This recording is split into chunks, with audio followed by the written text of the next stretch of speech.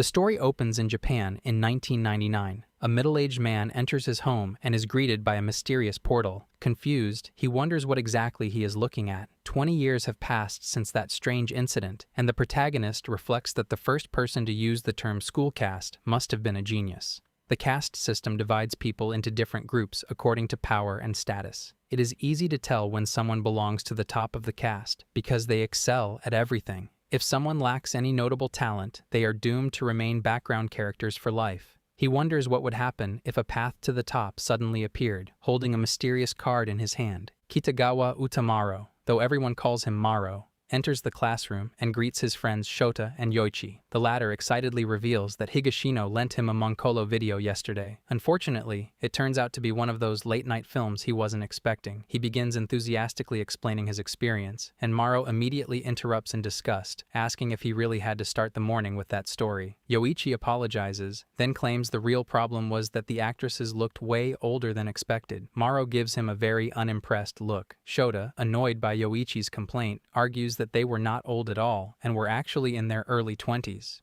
Maro suddenly becomes interested. Shota begins explaining the details while promising to lend the video later. Maro looks surprisingly excited. Yoichi insists that if someone is already in their 20s, that practically counts as ancient. Shota becomes angry and tries to argue his point, while Yoichi keeps explaining his bizarre preferences. The atmosphere becomes tense. Maro finally loses patience and tells them to knock it off. Both of them stare at him as if he has committed some terrible crime. They argue that Maro has it easy because his taste is basic. According to them, Maro tends to approve things very easily, and they jokingly tease him about his habits. Maro immediately becomes furious and warns Yoichi that if he ever tries anything weird around his sister, he will not forgive him. Yoichi quickly changes the topic and says that what he really wants is a Monster Girl card, since monsters don't age and could be used for adventures indefinitely. Shota claims he wants one too, though mostly so he can be spoiled. Maro suggests that if they want those things so badly, they should just become adventurers. If they do, their ridiculous dreams might actually come true. Shota immediately asks if Maro even knows how they would get 1 million yen to become adventurers. Even if they somehow manage it, rare female monster cards are much more expensive than male monster cards. Just then, another student named Minamiyama enters the classroom and everyone immediately gathers around him. For a brief moment his eyes meet Maro's, but the other students quickly pull him into their conversation. Yoichi and Shota comment that he has suddenly become popular. Among students, titles carry a huge amount of status. Something as simple as being the captain of a team can dramatically increase someone's standing. Since there are not many ways for students to stand out, even the smallest advantage can attract attention. The moment it happens, that person becomes the center of the class. Minamiyama's title is Active Adventurer. 20 years ago, labyrinths suddenly appeared all over the world.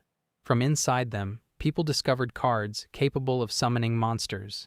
Because of this discovery, a new profession was born. These people became known as adventurers, individuals dedicated to clearing labyrinths. For people like Maro, who were born after the labyrinths appeared, it is difficult to imagine what the world looked like before them. The current era is often called the adventurer boom. Becoming an adventurer is simple in theory. All someone needs is money. Registration requires a D-rank monster card and 100,000 yen. D-rank cards are fairly common, but their prices still range from 1 million to 10 million yen. Everyone dreams of becoming an adventurer, but for most students, the cost makes it completely unrealistic. Only people with wealthy parents can afford it. Minamiyama is one of those people. One day he casually announced that he had become an adventurer, and almost instantly he joined the most popular group in school. Now he acts as if he never used to hang out with Maro and the others. This makes Maro angry. Minamiyama is now an adventurer, which places him at the very top of the school caste. He threw away their friendship as easily as tossing an empty juice can into the trash, and there is nothing Maro can do about it. But today things are different. Class begins, and soon Maro will finally become an adventurer himself. 20 years ago, labyrinths began appearing randomly across the world. Some even formed in strange places like bathrooms or convenience stores. Their appearance was completely unpredictable, but inside each labyrinth existed a vast underground world. Governments quickly sent troops to investigate them. Inside the labyrinths, they discovered monsters that looked like creatures from fairy tales and video games. They also discovered valuable resources. There were rare materials, magical items, miracle medicines, one-time protection charms, and many other unusual treasures. Magic stones were also discovered, which could be used as powerful energy sources. These discoveries created a massive economic boom. However, human greed soon pushed armies deeper into the labyrinths. Eventually, many of them were killed. Despite their modern weapons, soldiers were wiped out by monsters known as phantoms, creatures that could not be harmed by ordinary physical attacks. Eventually, the major developed countries withdrew their forces and sealed the labyrinth entrances, postponing exploration for the future. With the labyrinths closed, public excitement gradually faded. But 6 months later, something unexpected happened. Monsters suddenly emerged from the sealed labyrinths and began attacking people. During the chaos, the phantoms caused the most destruction. Fortunately, they disappeared when the sun rose because they were weak to sunlight. After the monsters vanished, governments investigated what had happened. They discovered that monsters had only emerged from labyrinths that had been sealed. Meanwhile, developing countries that had left their labyrinths open had no such incidents. From this discovery, a new conclusion was reached. Labyrinths needed to be cleared regularly, otherwise monsters would eventually overflow into the outside world. During that first disaster, another important discovery was made. Monsters sometimes dropped monster cards when they were defeated. To use a card, a person must place a drop of blood onto it and make a wish to summon the monster. The creature will then appear and follow the summoner's commands. During combat, only the summoned monster receives damage. That means even an ordinary person can become an adventurer. And today, Maro is finally about to take his first step into that world. The receptionist greets him as Maro informs her he wants to register. She nods, explaining the requirements, and inquires if he has everything. He admits he possesses all the items except the card. She tells him he must go upstairs to purchase one, and that a staff member will accompany him. The staff member named Shigeno arrives. He looks forward to working with Maro and escorts him upstairs. Maro is immediately impressed by the surroundings. Shigeno sets up a booth, inviting him to take a seat. He asks for his name before beginning. Maro introduces himself and Shigeno continues, offering a brief introduction since it is Maro's first time. He clarifies that every card was originally a monster and that they can be summoned to fight in labyrinths, though only within the labyrinths. In emergencies, however, they can be used outside. He emphasizes something important. The summoner is the monster's master, but the monsters can choose to disobey orders. Maro is stunned. Shigeno reassures him that the monsters cannot harm anyone, and that even within the same race, they have unique personalities, much like humans. He elaborates on the system of ownership. By trading a card, its level and memories reset, making it available to another user. Even after resetting, the monster's personality and feelings remain the same. Some monsters, he continues, are innately rebellious and difficult to control. Maro asks what happens to such cards, and Shigeno replies they are sold at a lower price. He then goes on to discuss how the cards function. Time passes as he provides a detailed summary, concluding with thanks. He instructs Maro to move on to purchasing his card and asks if he has cash. Nervously, Maro puts down the money. Shigeno tells him to relax and presents the card blinder for examination. All the popular cards are expensive, and within Maro's budget, he can only afford what seem to be worthless cards. After a moment of silence, he speaks. Shigeno asks if he has decided. Maro reveals he heard about a 1,000,000 yen card pack. Shigeno confirms its existence. It bundles 10 cards, but the chance of drawing a rare one is extremely low. He reminds Maro that, as a first-time registrant, he can buy only one pack. If he fails to draw at least a D-rank card, registration will be impossible. Maro listens, but remains resolute. Shigeno looks helpless and asks if he earned all that money through part-time work, and Maro nods. Shigeno confides a secret. All rare cards go straight to the shelves, while unwanted cards serve as fillers in the packs. Maro thanks him for the warning, but his decision is firm. Defeated, Shigeno retrieves a box of packs. Maro smiles, aware there is no turning back.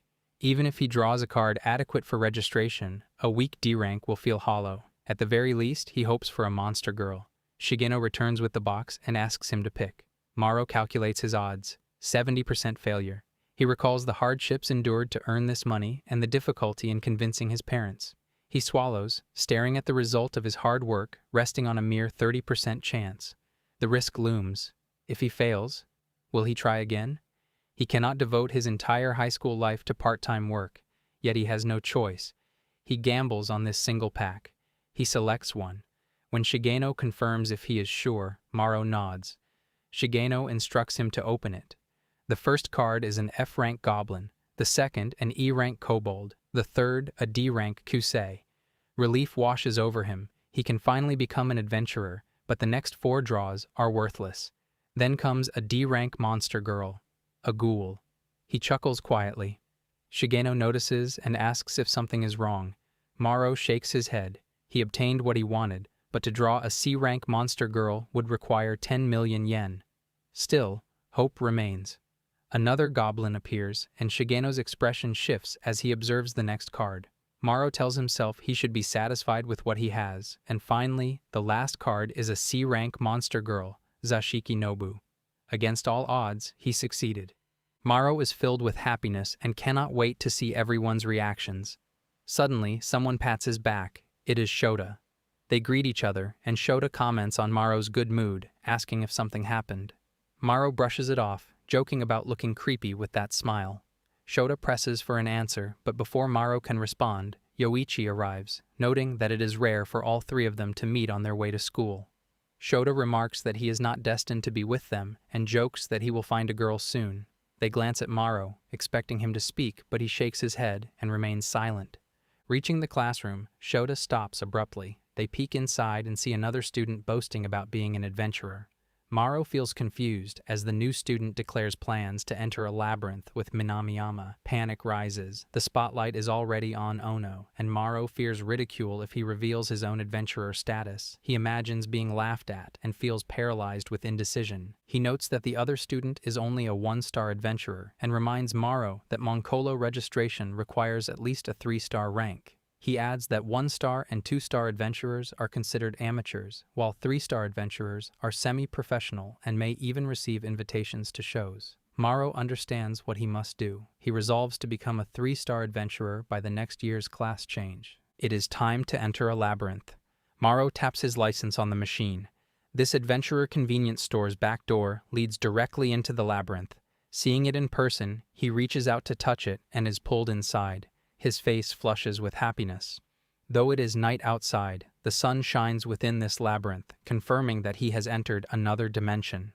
From what he has read, each labyrinth fixes its own day or night cycle. He entered a sunny labyrinth, recommended for rookies. The heat is intense, and he must hurry to summon his cards. F-rank labyrinths allow a maximum of 2 cards. He begins with Zashiki, a god of fortune. Cards have 2 skill categories: racial skills and unique skills. Zashiki can grant good or bad luck to allies and enemies, hide, and use recovery magic. Maro knows that while she can perform elementary magic, her other 2 skills present challenges. A fallen existence card is significantly weaker, limiting her abilities, and a locked heart makes bonding difficult for new masters. Though she may be problematic, she is still a C-rank card and remains his ace. If she disobeys, she has no choice but to fight in life-or-death situations. He summons her, and she locks eyes with him angrily, speaking sharply as if to say she will not be easily managed. Maro recalls Shigeno's earlier warning, surprised to find she is a delinquent.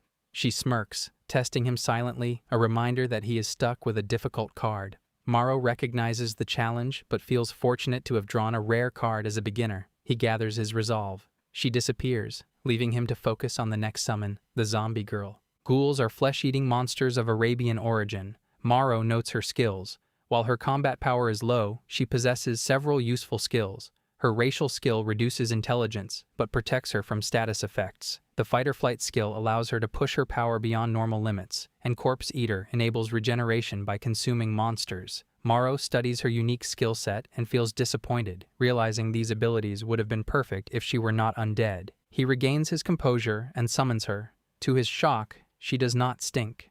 Undead creatures are usually foul-smelling, yet she carries a sweet scent, even though her purple skin remains unmistakably corpse-like.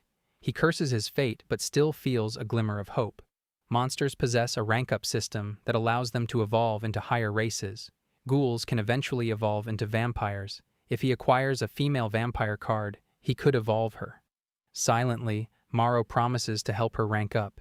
He begins walking, knowing he must first get used to the labyrinth. Searching for monsters would give him experience in combat. At that moment, laughter rings out. Zashiki appears, questioning whether he intends to leave her behind. Maro is surprised that he must actually tell the ghoul to walk beside him. Realizing the long road ahead, he presses on and asks if monsters are nearby. Zashiki retorts, questioning why she should answer. He insists that they are companions. She reappears, expressing her hatred for humans. Even looking at him makes her feel sick. She also expresses her disdain for those who blindly follow orders and makes it clear that he cannot rely on her for help.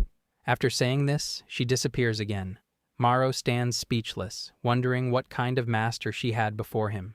He briefly considers summoning Kusei and recalling Zashiki, but doing so now would feel like forfeiting a game he never intended to play. Opening a snack, he startles as Zashiki suddenly appears again.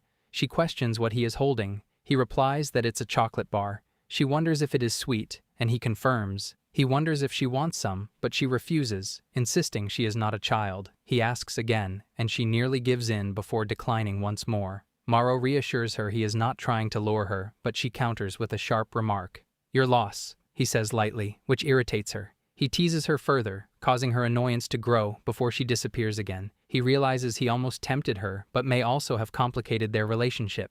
At that moment, a monster attacks the ghoul. Maro freezes, confused as she does not fight. Something strikes the monster. Zashiki reappears, scolding him for standing there like a fool and urging him to act. He immediately commands Gula to counterattack. She swiftly overwhelms the monster and finishes it. Maro feels disgusted by the scene. An idea strikes him. He offers Zashiki the chocolate as a reward. She protests that she did not help him for sweets, but still accepts it, warning him not to misunderstand her intentions. Maro calmly nods in agreement, easily reading her behavior and thinking to bring more sweets next time. He instructs Gula to attack whenever an enemy approaches and notices the bite marks on her body have already vanished thanks to her skill. Without Zashiki's intervention, he likely would have lost her. He inquires if the chocolate tastes good and she responds that it is acceptable. Maro then offers to bring more if she helps him again. She twists his words to maintain her pride, and he laughs, agreeing with her interpretation. Finally, she admits she may assist him occasionally when she craves sweets. He extends his hand in a friendly gesture, but she slaps it away, warning him not to get carried away before disappearing again. He reflects that getting along with her may be easier than he initially expected. Back at school, Shota wonders Maro if he knows what is going on and assures him that there are no hard feelings. Maro understands the situation. They play rock, paper, scissors to decide the groups, and Maro loses. Shota scoffs and remarks that Maro will be the loner now.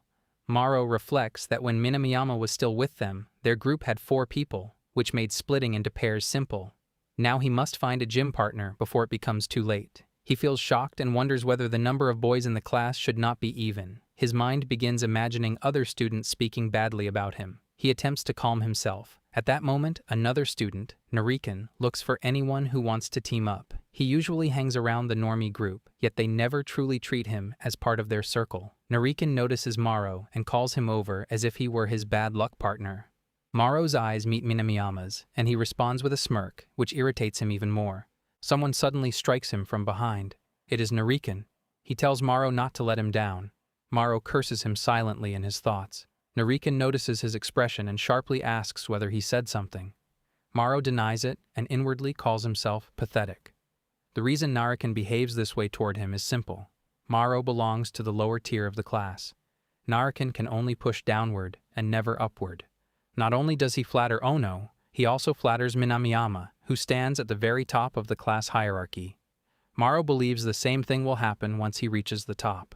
When that day comes, he intends to take his revenge. After school, Yoichi and Shota invite him to karaoke, but he declines their offer. Later, inside the labyrinth, he considers trying QC. These creatures are mythical hounds, known for protecting fairies. According to legend, they can move without producing any sound. Their abilities also originate from those same myths. Their attack power is extremely high, which means they should serve as the primary attacker. However, his Kyusei possesses the skill Cowardice, which prevents that role. Maro hesitates and considers whether it might be better to keep her in a support role. He summons her. She greets him. Maro observes her large frame, which reminds him of a dire wolf, though her face resembles that of a dog. She calls out to him again, and he acknowledges her presence. He then summons Gula and asks whether she remembers the orders he previously gave her. She nods. He instructs her to repeat them, and she does so correctly. He then orders her to forget those commands entirely and provides new instructions. Maro feels relieved that her memory functions well. He instructs Kyusei to search for enemies and wonders whether she can handle the task.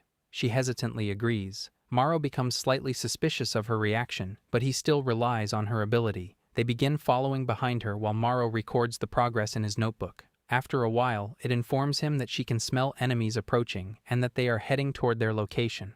Maro calculates that the situation should be manageable. He already gave Gula new orders, and although Kusei's power is reduced by half because of her skill, she should still remain strong. An F-rank monster normally has power around 50. At the initial level, the value should fall between 10 and 20. Maro believes he can handle that. They prepare themselves for combat. Goblins appear. Gula charges forward, but she suddenly stops at the final moment. Maro becomes confused. The goblins take advantage of the hesitation and strike her. He struggles to understand the situation and begins wondering whether his commands contradict each other. He orders Kusei to save Gula, but she becomes too frightened and apologizes instead of acting. Maro cannot believe the cowardice skill affects her so strongly. He expected at least some resistance from her. Frustration fills him as he grits his teeth and quickly calculates his next decision. Maro finds himself stuck and realizes he has no choice but to recall Kusei and summon Zashiki. She appears confused at first, but quickly understands it is her turn. Maro orders her to help Gula, but she immediately refuses. She questions why she should listen to him and reminds him not to rely on her. He tries to persuade her by offering a new snack. She hesitates, tempted by the offer, but ultimately refuses again.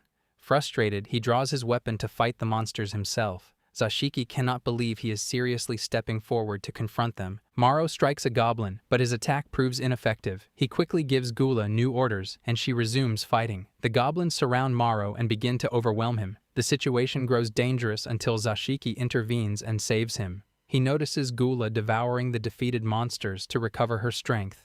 Exhausted and stressed, Maro collapses to the ground. He reflects on his earlier decisions and realizes he should have approached the situation more seriously. If he cannot handle this, perhaps he cannot become an adventurer at all. Zashiki draws his attention. Maro thanks her for saving him and searches through his belongings for sweets to offer as a reward. Before he can give anything, she grabs him and demands to know why he jumped into the fight himself. Maro explains that he acted because she refused to help. Zashiki questions him further, asking why he tried to protect Gula and why he placed himself in danger. In her view, cards are expendable tools, so risking his life for them makes no sense. Maro responds that he was never truly in danger because the card barrier still protected him. His intention was only to buy time for Gula to recover, and he admits that she is important to him. Zashiki falls silent and studies him carefully. Maro frees himself from her grip and declares he is going home. As he begins to leave, she stops him and demands her reward. Maro stands in disbelief at her sudden insistence. Later, he returns home. His younger sister greets him immediately and asks whether he visited the Labyrinth again and how it went. Maro replies that he defeated several monsters today as well. She reacts with amazement and wonders whether he has already cleared it. Maro admits that he has not finished yet. She encourages him to hurry because Moncolo is about to begin. Their dog runs over and embraces her happily. When Maro greets the dog, it ignores him completely. His mother appears soon after and asks if he has eaten. Maro admits that he has not. She heads to the kitchen to reheat his meal. His parents have always known about his desire to become an adventurer, though they were never pleased by the idea. No parent wants to see their child risk death. Even so, they allowed him to pursue that path because they recognized how serious he was about it. Maro feels guilty for causing them worry. His mother notices his expression and wonders if something is wrong. She reminds him to eat before the food becomes cold. Maro thanks her quietly. Soon after, his father returns home and greets him. The dog approaches again but still ignores Maro. His father jokes about the dog being the true man of the house and references an old family tradition. Maro's sister suddenly calls out that the match is about to start. The television anchor begins hyping the event, revealing that the program is a Monster Coliseum match. It is a popular show where adventurers send their monster cards into battle against each other. The competitors summon their cards, and Maro's sister watches with fascination. The battle quickly grows intense, and the commentator describes every moment in dramatic detail. During the match, the commentator notices that Kumau has already given his monster the name Furcus, which is unusual because professional players rarely name their cards. Maro explains the naming system behind monster cards. When a card dies, it normally disappears. However, naming a card preserves its memories and skills in the form of a soul card. By feeding that soul card another card of the same race and gender, the monster can be resurrected. The downside is that the card can never be reset again, which causes it to lose most of its value. There are usually two reasons someone names a card. Either the monster possesses a rare skill, or the owner has grown emotionally attached to it. As Maro finishes eating the meal his mother prepared, he feels grateful for the food. He quietly wonders whether he will ever choose to name one of his own cards. The scene shifts to the past. Maro greets his friends, including Minamiyama. Shota reminds everyone that it is time to join school clubs and asks whether they have any preferences. Yoichi responds that he is willing to join anything except a sporty club. Maro states that he does not want to join any club at all. He is content with belonging to the go-home club, and Minamiyama shares the same stance. Yoichi asks whether Maro plans to take a part-time job instead, but Maro explains that he does not want to work hard. Yoichi argues that they should at least try part-time work once during their school life, though he also wishes they did not have to follow so many social dynamics. Minamiyama suddenly suggests becoming adventurers. The other three immediately reject the idea, each for their own reasons. They then ask whether Minamiyama himself wants to pursue that path, but he dismisses the question without answering directly. Shota quickly changes the topic and asks who the cutest girl in their class is. Maro believes it is Shinomiya. Yoichi claims the second cutest is Sakurai, which prompts the others to accuse him of having questionable tastes. Shota chooses Osato. When they call Maro again, he admits that he likes Ushikura. Yoichi and Shota immediately tease him, suggesting he has a preference for more mature-looking girls. Maro becomes flustered and tells them to be quiet, insisting that she is also cute. They point out that he never denied having that preference. Maro reluctantly admits. They then ask Minamiyama for his opinion. Minamiyama looks directly at Maro, which creates an awkward atmosphere. After a moment, he explains that it is not like that, and that the question is simply difficult for him to answer. Yoichi wonders whether Minamiyama likes Shinomiya. The group suddenly understands the implication. They ask whether he attended the same junior high school as her. Minamiyama confirms that they are correct. He also points out that since they all have different preferences, nothing will damage their friendship. For now, all of them remain too shy to pursue girlfriends anyway. Later in the hallway, Maro accidentally bumps into Ushikura. He asks what is wrong with her. She explains that she lost her house keys. Maro asks whether she checked the lost and found, but she reveals that they were not there either. Maro offers to help her search. She hesitates at first, but he reassures her not to worry because he is only returning a favor. Something suddenly clicks in her memory. She realizes that he is the same person from before. Maro becomes confused as she explains that he lost his voucher on the day of the entrance exam, and the two of them searched for it together.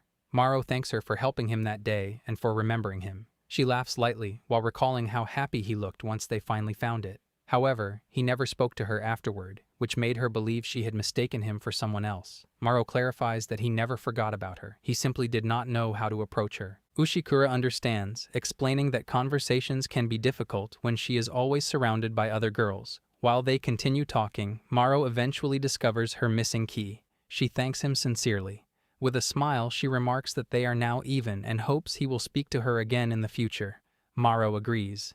At that moment, Minamiyama notices the two of them together. His expression shows clear displeasure. The next morning, Maro arrives at school and immediately notices a commotion. Yoichi informs him that Minamiyama suddenly revealed he became an adventurer. Maro sees Minamiyama speaking with Ushikura, and something inside him quietly breaks. He approaches Minamiyama and greets him, expressing surprise that he became an adventurer and mentioning that he could have told his friends earlier. Minamiyama responds coldly. He claims he is not obligated to inform him about anything, and warns Maro not to speak as though they share a close relationship. He finishes by looking down on him with open disdain. He then returns to speaking with the other students. Maro feels intense anger toward him, yet he also feels impressed. Minamiyama did not give up. He went against his own nature and pushed forward. Maro realizes that he wants to reach the top as well. He possesses nothing of value right now, so if there is even a chance to gain something meaningful, he wants to seize it. He begins wondering whether the title of adventurer truly holds that much worth. Even so, if reaching the top is possible, he resolves that he will pursue it. Eventually, he wakes from the memory and reflects that it was a nostalgic dream. At school, Yoichi notices that Maro looks exhausted lately and asks whether he is struggling with his job. Maro explains that he is currently training 3 new hires at once. Yoichi remarks that it sounds like a great deal of work and jokes that perhaps it would be easier if they were girls. Maro confirms that they actually are girls. Shota immediately becomes excited and asks whether they are cute. Maro replies that they are. Yoichi and Shota stare at him in disbelief. Maro clarifies that they are only co-workers. If they would simply follow his instructions, his life would become much easier. One of them openly dislikes him. Another follows his commands, but never thinks independently. The last one becomes weak under pressure. Yoichi remarks that he sometimes considers getting a part-time job himself, but hearing Maro describe the situation quickly crushes his motivation. Maro continues explaining that his workplace is severely understaffed, which forces him to work nearly every day. As he speaks, he suddenly feels dizzy. He asks Yoichi and Shota to inform the teacher that he will go to the infirmary to rest. He arrives at the infirmary and asks if he may use one of the beds. A girl informs him that the nurse is not present, but tells him he may still rest there. Maro then realizes that the girl is Shinomiya. She notices that he looks unwell and encourages him to lie down. He agrees and settles onto the bed. However, panic begins to rise within him. He cannot relax while she remains in the room. The ticking of the clock fills the silence. Maro begins to feel pathetic. The entire reason he became an adventurer was to eventually talk to beautiful girls like her. Yet even now, he cannot manage a simple conversation. He concludes that he truly is a background character at heart, someone who cannot even reach the level of an ordinary popular student. Shinomiya suddenly calls out to him. Maro panics, which causes her to laugh softly. She asks whether he is Maro and comments that his name sounds unusual. Maro explains that Maro is only a nickname and then tells her his real name. Shinomiya remarks that the name sounds familiar to her. Maro asks whether she is referring to the painter from the Edo period. Shinomiya wonders if his parents chose the name because of that historical figure. Maro explains that his mother is named Aika and his father is named Shoma. By combining one character from each of their names, they created the name Utamaro. Only after submitting the official documents did they realize that the name matched the famous painter. Shinomiya bursts into laughter at the explanation. She remarks that Maro is much more fun to say and asks whether she may call him by that nickname as well. Maro agrees. She thanks him and then asks whether he works part-time. Maro confirms that he does. Shinomiya explains that she recognized him because she often sees him working at the market she visits. That is why he seemed familiar to her. She also admits that it was difficult to speak with him before because he always appeared busy with work. She then asks how many days he works each week. Maro reveals that he works 5 days a week at that job and takes other jobs on weekends. Shinomiya expresses disbelief and wonders why he pushes himself so hard. Maro hesitates before answering. He finally explains that he has a small goal he wants to achieve. Throughout his entire life, he has never been the center of attention. For a long time, he believed that was simply his fate. However, when he saw Minamiyama, he felt shocked. At that moment, he realized he wanted to join the popular group as well. For the first time in his life, he decided to challenge that fate, and he has only just begun. Shinomiya smiles after hearing his story and comments that his determination sounds genuinely impressive. Inside the labyrinth, Kusei informs Maro that she has located a group of monsters. The group consists of 2 goblins and 1 battle wolf. Maro gently pets her as a gesture of gratitude. He asks whether she would like to attempt fighting this time, but she remains frightened and apologizes. Maro reassures her that it is fine, and explains that he will switch her with Gula once the battle begins. He tells her not to worry about it, which makes her feel relieved. She resumes scouting the area. Zashiki suddenly calls him out and questions whether he is merely pretending to care about his cards. She remarks that it would be far more practical for him to simply purchase a stronger card rather than train one from the beginning.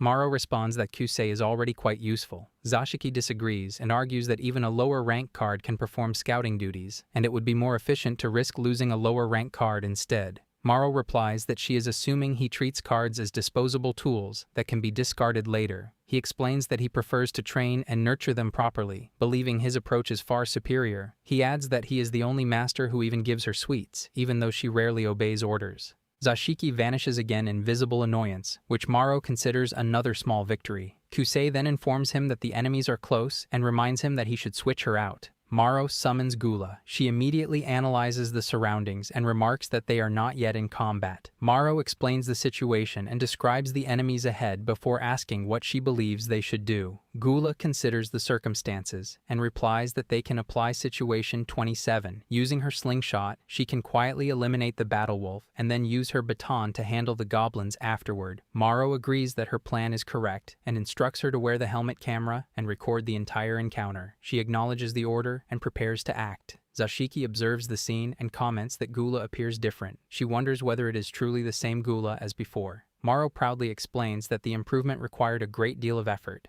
Zashiki questions whether Gula truly lacks any sense of ego. Maro clarifies that Gula only repeats the instructions he has given her. He claims that earlier she simply followed a fixed set of commands, but when he offers her choices and allows her to think independently, she begins learning from those decisions. If she remembers those experiences, she gradually improves. He then shows the card to Zashiki. She becomes shocked after seeing the changes because Gula has already learned 2 new skills.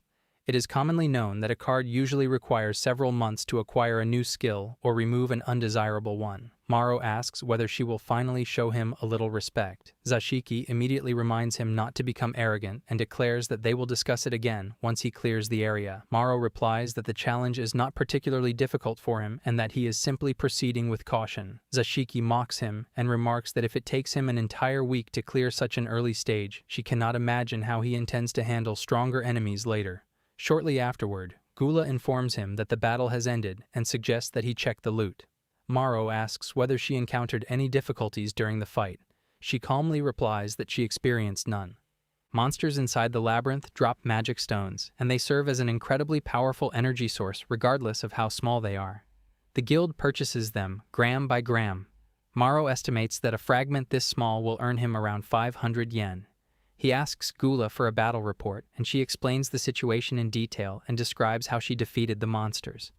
Maro remarks that she performed very well and then calls her back. Things are not progressing exactly as he expected, although that is understandable because he is currently inside a low-rank labyrinth. He realizes that matters will become far more difficult once he begins exploring stronger labyrinths. Labyrinths are conquered by defeating their lord, and those lords are usually higher rank than ordinary monsters. The labyrinth itself also strengthens them with additional buffs. Even though his cards possess no special effects, having a D-rank card like Gula will still make it easier for him to conquer a labyrinth. Maro summons Kusi and instructs her to search for the stairs leading to the next floor. He explains that they will return home once they reach it. Zashiki mocks him and questions whether he even intends to defeat the labyrinth at all. Maro responds that if she is willing to become the main fighter, he will clear the place immediately. She quickly apologizes and explains that she is busy reading a manga. As they travel through the labyrinth, the two of them begin discussing the manga together. Later, back in his room, Maro studies the recorded footage carefully. It has been 1 week since he became an adventurer. During that time, he has entered the labyrinth every single day. He has gradually become comfortable with his cards. He cannot yet claim that Kusi and Zashiki form a powerful force, but he can now manage them properly. As for Gula, he believes she has become a capable fighter. His preparation plan is almost complete, and he believes he might conquer the labyrinth tomorrow. Before resting, he decides to check the list of vanished persons. Maro knows that the guild sells detailed information about labyrinths, but he has avoided purchasing it because he currently lacks money. He also believes it would be better to experience an F-rank labyrinth personally without relying on such advantages. However, the publicly available information has proven extremely valuable, especially the vanished persons list. Vanished persons are adventurers who entered labyrinths and never returned. In low-rank labyrinths, the disappearance rate remains extremely small, yet Maro still wants to stay informed about the risks. While reading through the list, something suddenly catches his attention. Before he can examine it further, his sister enters the room and announces that the bath is ready. Maro leaves the matter for later. The next day, Maro inspects his equipment carefully. His sister enters the room and asks whether he is planning to head into the labyrinth again. Maro declares that he intends to finish conquering it today. She immediately asks if she can accompany him, but he refuses. She continues pleading, yet Maro reminds her that the labyrinth is dangerous and only registered adventurers are allowed to enter. If he brings a civilian along, the guild will confiscate his cards. His sister pouts and complains that she cannot wait until she becomes an adventurer herself so she can boast about it in class. Maro notices that her attitude resembles his own from earlier days. She then explains that he can act as an adventurer for her for now. She admits that he is usually boring, but lately he has started to look cool, and that thought makes her happy. Maro thanks her for the encouragement and finally stands up to leave. She tells him to wait by the door before going out. A moment later, she returns with a small charm and reveals that she made it herself. She hopes it will help him return safely. Maro responds by aggressively patting her head. She immediately calls him an idiot. He laughs and apologizes, then tells her to look forward to hearing his story when he returns. She smiles and wishes him a safe journey. Here I am, know it's been a while. I was in denial about my love.